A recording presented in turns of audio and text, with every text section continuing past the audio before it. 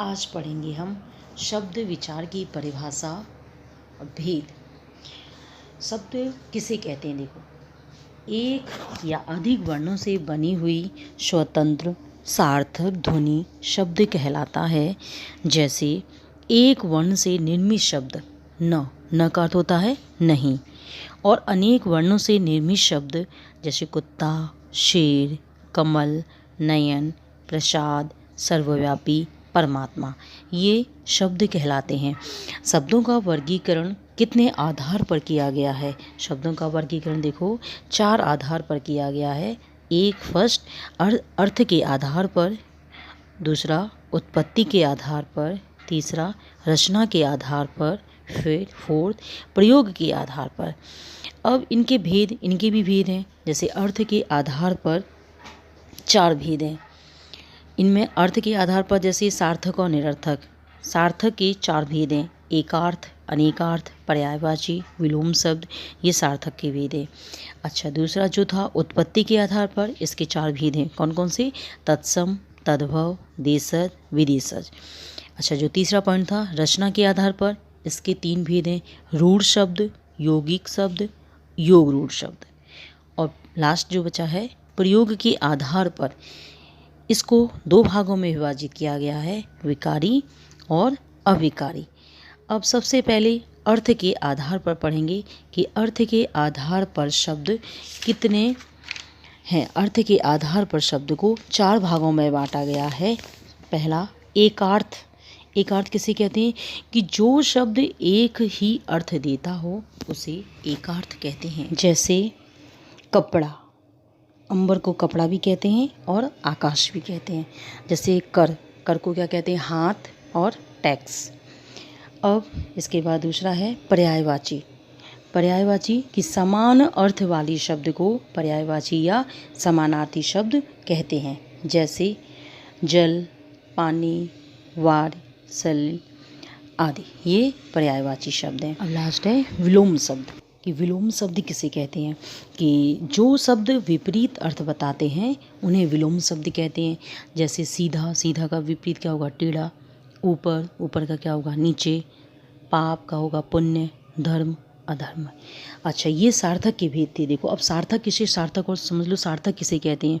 जिन शब्दों का कुछ न कुछ अर्थ हो, अर्थात अर्थयुक्त शब्दों को सार्थक शब्द कहते हैं। जैसे पानी, रोटी, चाय आदि। सार्थक होता है कि जिन शब्दों का कोई अर्थ निकले उन्हें सार्थक शब्द कहते हैं। अब ये सार्थक के भेद थे 4। अब दूसरा जो था उसको निरर्थक किसे कहते हैं? निरर्थक कि जिन शब्दों का कोई अर्थ नहीं होता, अर्थात अर्थहीन होते हैं, अर्थहीन शब्दों को निरर्थक शब्द कहते हैं। जैसे पानी, वानी। पानी का अर्थ तो क्या समझ में आता है, लेकिन वानी क्या है? रोटी, वोटी। वोटी शब्द क्या है? चाय, वाय आदि। ये शब्द निरर्थक शब्द हैं। उत्पत्ति के आधार पर शब्द के कितने भेद होते हैं? उत्पत्ति के आधार पर शब्द के 4 भेद होते हैं। तत्सम, देखो पहला है तत्सम किसे कहते हैं? कि जो शब्द संस्कृत भाषा से हिंदी में बिना किसी परिवर्तन के ले लिए गए हैं वे तत्सम शब्द कहलाते हैं। जैसे क्षेत्र, वायु, रात्रि, सूर्य, ये तत्सम शब्द कहलाते हैं। और दूसरा है तद्भव शब्द। कि जो शब्द रूप बदलने के बाद संस्कृत से हिंदी में आए हैं वे तद्भव कहलाते हैं। जैसे आग। आग देखो ये तद्भव है, ये हिंदी का रूप है, और इसको तत्सम में कहेंगे तो अग्नि। जैसे खेत, रात, सूर्य, ये तद्भव शब्द हैं।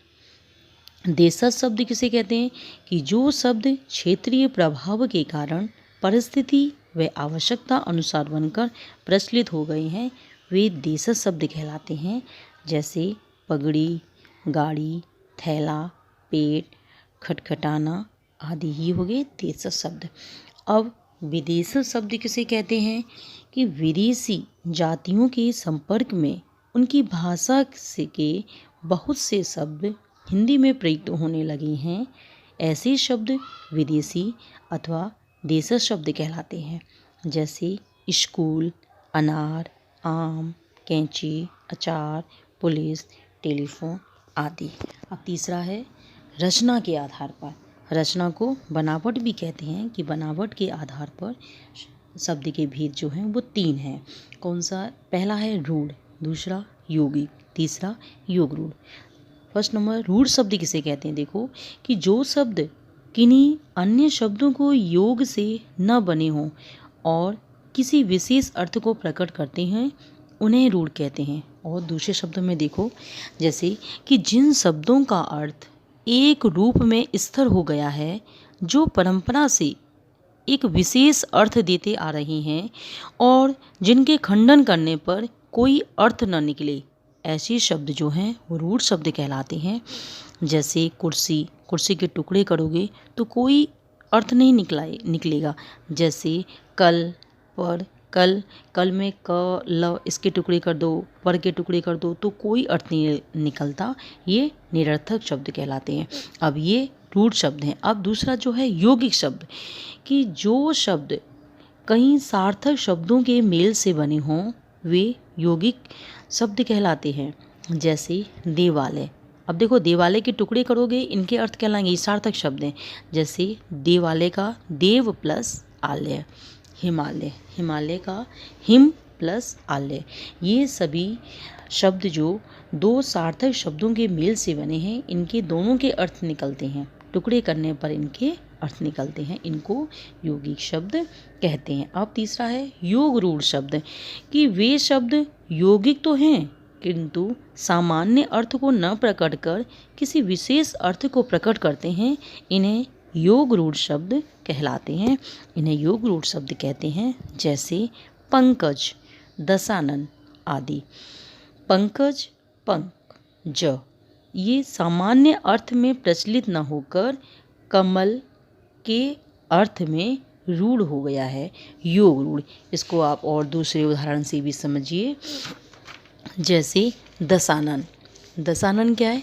जैसे इसके टुकड़े करो 10 प्लस आनन, तो रावण के अर्थ में प्रयोग आ जाता है।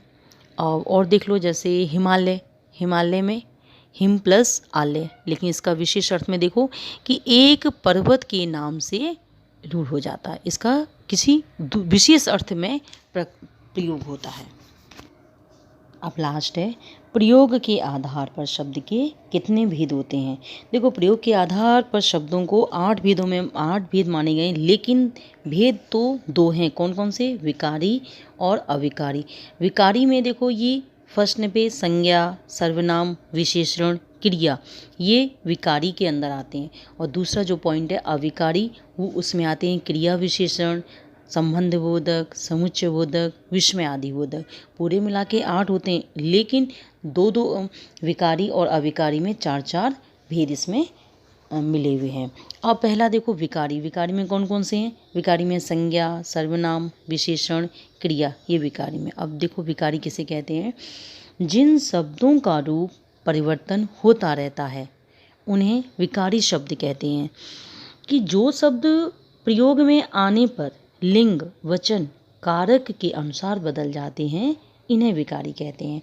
अब ये क्या है कि संज्ञा, सर्वनाम, विशेषण, क्रिया।